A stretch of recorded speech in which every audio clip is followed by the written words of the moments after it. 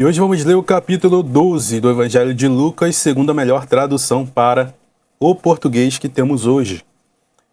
O capítulo vai se iniciar da seguinte forma: enquanto isso, tendo se juntado uma multidão de milhares de pessoas ao ponto de pisarem uma nas outras, ele começou a falar primeiro a seus discípulos: cuidado com o fermento dos fariseus, o que é a hipocrisia, pois não há nada encoberto que não será revelado, nem escondido que não será conhecido. Portanto, tudo o que vocês falaram no escuro será ouvido à luz, e o que cochicharam ao ouvido dentro do quarto será proclamado do alto dos telhados.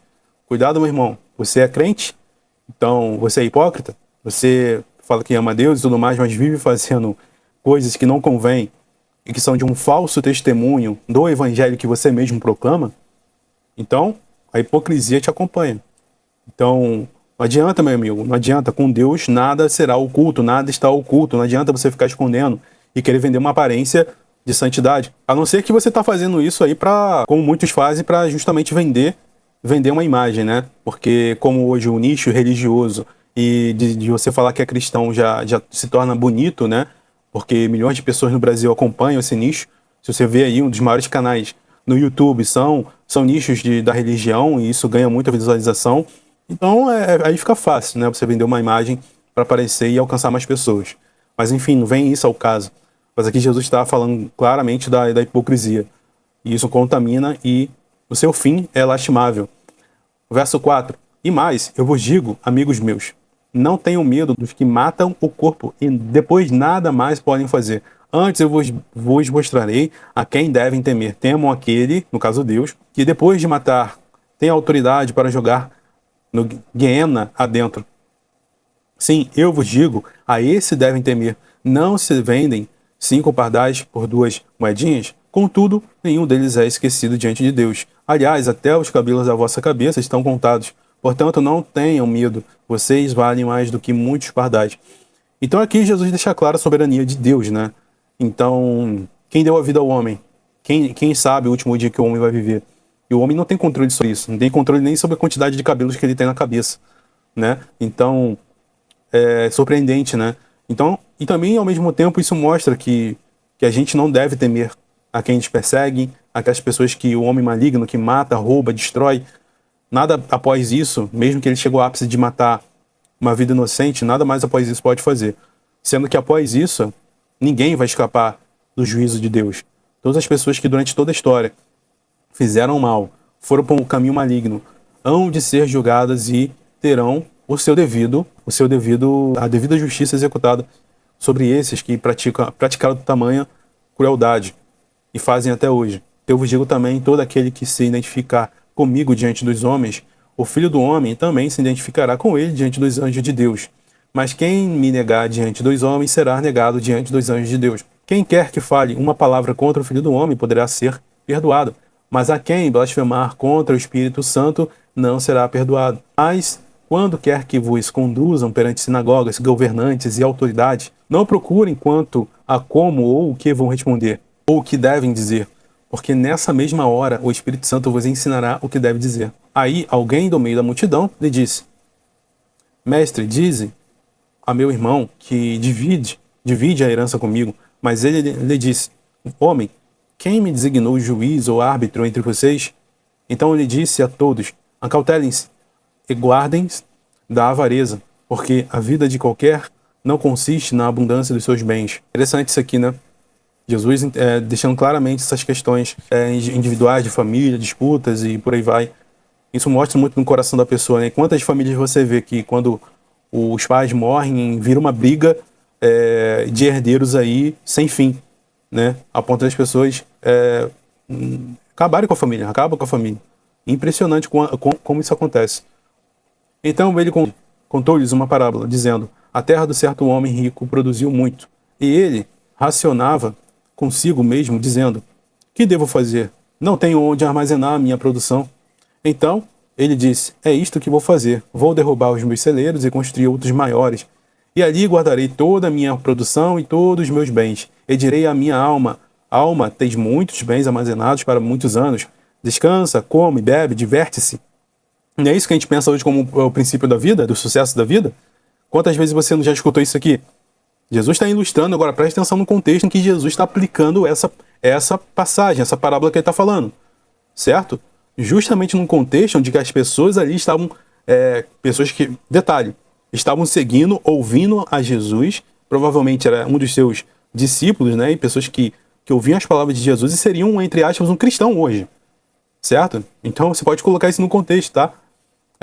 E ele fala dessa primeira questão da ganância, da cobiça, e agora ele está falando aqui do homem, certamente dessa pessoa que tem essa perspectiva de vida, qual a maior perspectiva de vida dela é essa: o sucesso financeiro, guardar muito dinheiro para que você viva o resto da vida se divertindo, beber, comer. Agora vamos trazer para o contexto atual. Será que hoje muda muita coisa do que Jesus estava falando isso?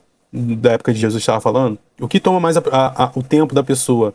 A preocupação. Se você voltar nos vídeos anteriores, nós falamos da questão da perspectiva de vida, do desperdício da vida, o sentido do qual Jesus estava falando, no que você desperdiça e no que você dedica a sua vida. Sendo que não é errado você trabalhar, porque a Bíblia também condena aqueles que não cuidam dos seus como uma pessoa pior do que o descrente. A questão não é essa, mas a questão é o que mais toma, o que está tomando o seu coração, certo? Até porque a maior parte das mulheres, das pessoas que financiavam o ministério de Jesus eram pessoas de muito bens, ricas. Marta, Maria, Lázaro, que eram pessoas que eram ricas. Jesus ressuscita Lázaro depois que ele morre, e eram pessoas ricas. O apóstolo Mateus era rico, certo? Mas você não vê Jesus condenando nenhum deles, ou falando da riqueza deles. Mas certamente os episódios que você vê Jesus condenando a riqueza são de pessoas que estavam com isso em proeminente na vida delas. Isso era a maior prioridade na vida delas. O jovem rico é um caso famoso, né? E Jesus fala isso. Então, as pessoas que usam a palavra de Deus falar que essa pregação de miséria também, que você tem que ser pobre, cristão tem que ser pobre, também não convém, não é verdade isso, tá? A questão é onde está o nosso coração, certo? Você não pode servir dois senhores, ou você há de servir Mamon ou a Cristo. Dando continuidade, verso 19, e direi à minha alma: alma, tens muitos bens armazenados para muitos anos, descansa, come, bebe, diverte-se.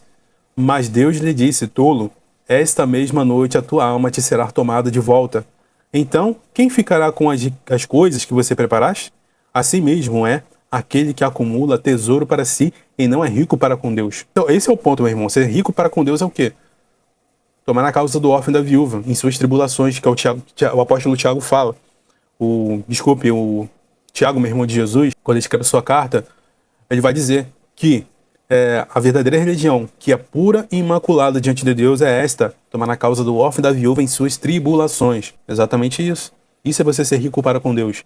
É você ajudar os missionários que estão no campo necessitados, projetos que têm a ver com isso, certo? E não, meu irmão, você financiar estruturas gigantescas, monumentais, palaciais, de templos religiosos, sabe? Eu vejo tanto dinheiro sendo usado para essas coisas, tantas coisas, sabe? E você vê, cara, se isso tudo fosse direcionado para a obra missionária, para a expansão, de fato, do reino de Deus, para alcançar o mundo inteiro, o quanto isso não seria eficaz, né? Para tomar a causa do órfão e da viúva. Não que não tenha que ter o tempo. Como que você vai acumular 100 pessoas, quase 1000 pessoas na sua casa? Quase que impossível, né? Então, mas assim, a gente tem aquela visão de que, cara, vamos usar o mínimo possível, sabe? A mínima estrutura possível para a gente conseguir fazer o que tem que fazer, e não telão de LED, equipamentos de quase R$1 milhão, R$100 mil e por aí vai. E assim, é um desperdício que eu vejo realmente. E você olha para a igreja primitiva, a maior parte todos os apóstolos, a proeminência de todas as ofertas que eles recebiam, não era para construir templo. Já existia essa ideia de templo, tinha sinagogas. No entanto, você não vê os apóstolos fazendo isso, né? Então, a maior prioridade deles era investimento em cuidar dos necessitados, de acordo com as suas necessidades, e também a expansão do reino, financiar as viagens missionárias dos apóstolos, das igrejas locais, e por aí vai. Enfim, mas isso é um assunto até para outro ponto, para outro vídeo, mas aqui fica uma reflexão. Verso 22, então ele disse a seus discípulos: por isso vos digo, não fiquem ansiosos por sua vida, por vossa vida, quanto ao que vão comer, nem pelo corpo, quanto ao que vão vestir. A vida é mais do que a comida, e o corpo é mais do que a roupa. Considerem os corvos, eles não semeiam nem colhem. Então, não tem armazém, nem celeiro, e Deus os alimenta. Então, Jesus está dizendo claramente que quem alimenta os animais, ainda que na nossa concepção, é a natureza normal, a natureza ela corre normal, não é assim. Jesus está afirmando que os animais encontram comida, os corvos encontram comida, os passarinhos encontram comida, é Deus que está alimentando. Você está entendendo? Já tira um pouco aquela ideia da evolução, né, evolucionista, que a natureza ela ocorre como ela quer, as suas leis naturais. Mas aqui Jesus está afirmando que os corvos, os lírios do campo, todos eles têm a sua vida mantida, a sua espécie prevalece ao longo dos anos por conta de que Deus, ele nesse contexto, ele está dizendo que quem providencia essas coisas é Deus, certo? Vocês têm muito mais valor do que as aves. A quem entre vocês, por preocupar-se, pode acrescentar um côvado, 45 centímetros, né, que seria a medida de um côvado, à sua altura? Pois, então, já que vocês não podem fazer sequer uma coisa tão pequena, isso é uma coisa tão pequena, né? Então você entendeu que a questão dessa natureza, e aqui Jesus está ligando a natureza biológica, o funcionamento da biologia. Olha que interessante isso daqui. Jesus falando da natureza, da biologia, que quem faz evoluir todo esse processo é Deus, é a divindade. E Ele que tem um controle sobre essas coisas, não só sobre isso, mas como a vida. E após a vida também. E Ele que faz essas coisas acontecerem. Você está entendendo? E aí, ele chama isso de uma coisa pequena. Quanto mais se preocupar pelo restante. Ele vai continuar aqui, né? Quanto mais você se preocupar com o restante das coisas da sua vida. Considere os lírios, como crescem. Eles não trabalham nem tecem. Eu vos digo, nem mesmo Salomão, em todo o seu resplendor, vestiu-se como um deles. Então, já que Deus assim veste a erva que hoje está no campo e amanhã é jogada no forno, quanto mais vocês, seus poucas fés. Ou na sua Bíblia pode estar homens de pequena fé, mas eu gosto desse poucas fés aqui. Jesus está mencionando a questão que isso é uma questão de pouca fé da pessoa. E a pessoa que hoje é convertida, diz temer a Deus e tudo mais, já tem um bom tempo de convertida e ainda vive nessa questão dessas coisas aqui que a gente acabou de falar, é uma pessoa de pouca fé. Jesus está falando, você tem pouca fé, você ainda não entendeu que Deus está no controle de todas as coisas. E não se concentrem no que comer e no que beber, e não andem preocupados. São as etnias do mundo que correm atrás de todas essas coisas. Contudo, o vosso Pai sabe que vocês precisam delas. Antes, concentrem-se no reino de Deus e todas essas coisas vos serão supridas. Você está entendendo? Então, a gente falou muito disso nos capítulos anteriores. Se você não viu, volte lá nos capítulos anteriores que a gente está lendo. Você está entendendo que a preeminência da vida do ser humano, que serve a Deus, você que é cristão e está me ouvindo, chegou até aqui, você serve a Deus, a proeminência da sua vida é o reino de Deus e não as coisas dessa vida terrena? Já falei isso com muitas pessoas e elas parecem que você sente na conversa e a pessoa não entende. Que a proeminência da vida dela é o reino de Deus. Se ela se converteu, se ela é cristã, a vida dela passa a ser agora a ser o objetivo de vida, resplandecer o reino de Deus. A maior preocupação da vida dela é o reino de Deus. E não as coisas da vida terrena. O que é da vida terrena vai acabar. E Deus tem o controle de todas as coisas. Então, se ela traz essas preocupações de que eu vou comer, que eu vou beber, certo? Maiores do que a prioridade de Deus na vida dela, tem muita coisa errada. A pessoa ainda precisa aprender a questão da fé. Ainda precisa aprender o que é o reino de Deus de fato, que é uma conversão de fato. Você está entendendo? Você conseguiu chegar no ponto que eu quero te trazer aqui, com a leitura até desse momento? Repetindo, verso 31. Antes, concentrem-se. Lembra que a gente falou? Amar o seu Deus, a Senhor, ao teu Deus, de todo o teu coração, alma, força, entendimento. Concentrem-se no reino de Deus, e todas essas coisas vos serão supridas. Verso 32. Não tenham medo, ó pequeno rebanho, porque foi do agrado de vosso Pai dar-vos o reino. Vendam as vossas posses e deem aos necessitados. Façam para vocês mesmos bolsas que não vão se desgastar, um tesouro infalível nos céus, onde ladrão não pode chegar e nem traça destruir. Porque onde estiver o vosso tesouro, ali também estará o vosso coração. E aqui a gente chegou no ponto que a gente já falou. Onde está o teu tesouro, ali estará o seu coração. Onde está o seu coração? No reino de Deus ou nas coisas da terra? Você está entendendo? Estejam cingidos as vossas cinturas e acesas as vossas candeias. E sejam vocês semelhantes aos homens que aguardam o seu Senhor, quando ele voltar da festa de casamento, para que, quando ele chegar a bater, possam abrir-lhe a porta imediatamente. Abençoados aqueles escravos, os quais o Senhor encontra vigiando quando chegar. De veras vos digo que ele se cingirá, fará com que eles se reclinem à mesa e virá e os servirá. E se ele vier na segunda vigília, ou mesmo a terceira vigília, e eu o encontrar assim, abençoados são aqueles escravos. Entendo, porém, isto: se o dono da casa soubesse o que a hora viria o ladrão, teria ficado vigiando e não deixaria que a sua casa fosse arrombada. Portanto, estejam vocês também preocupados, porque o Filho do Homem virá numa hora em que não esperam. Então Pedro disse a ele: Senhor, estás dirigindo essa parábola só a nós ou também a todos? Aí o Senhor disse: Ora, quem é o administrador fiel e prudente, a quem seu Senhor porá sobre seus conservos para dar-lhes a porção de alimento no tempo devido? Abençoado aquele escravo a quem o Senhor encontrar fazendo assim quando vier. De veras vos digo que ele o encarregará de todas as suas posses. Mas se aquele escravo disser no seu coração: o meu senhor não virá tão cedo, e começa a bater nos criados e nas criadas, e comer e beber e embriagar-se, o senhor daquele escravo virá um dia em que ele não está esperando, e numa hora que ele não sabe, e o partirá em dois, e designará a sua parte com os incrédulos. Aquele servo que sabia a vontade do seu senhor, mas não preparou, nem agiu de acordo com essa vontade, sofrerá muitos açoites. Preste atenção. Mas o que não sabia, fez coisas dignas de açoite, sofrerá poucos açoites. Daquele a quem muito foi dado, muito será exigido, e daquele quem muito foi confiado, muito mais será pedido. Então aqui essa passagem deixa claro. Primeiramente Pedro e os apóstolos ali perguntam: Senhor, você está dirigindo essa parábola a nós ou a todo mundo? Aí ele falou, fez essa repartição. Aqueles que têm a obrigação de ensinar o povo, aqueles que estão no posto de apóstolo, profeta, evangelista, professor e presbítero, no caso pastores, têm essa obrigação maior. Mais deles serão cobrados, porque eles sabem o bem que eles têm que fazer, mas não fazem. Muitos estão preocupados em encher o próprio bolso, em usar a palavra de Deus para ganhar muito dinheiro, para ganhar visualização, para fazer o que bem querem e larga de mão. Muitos deles começaram bem, mas depois, por conta da sedução desse mundo religioso, do negócio que você consegue fazer para ganhar muito dinheiro, né, se desviaram e por aí estão como esses escravos que se esqueceram, estão bebendo, se embriagando e deixando tudo para lá. E aí, com certeza, esses vão ser repartidos como os incrédulos.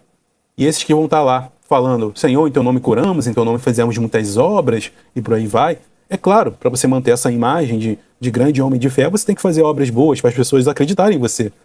Mas a sua intenção por trás é totalmente diferente. É totalmente em agariar seguidores, pessoas, lotar a sua igreja. Não é isso que você gosta? Você aí, pastor, que faz isso, está me ouvindo?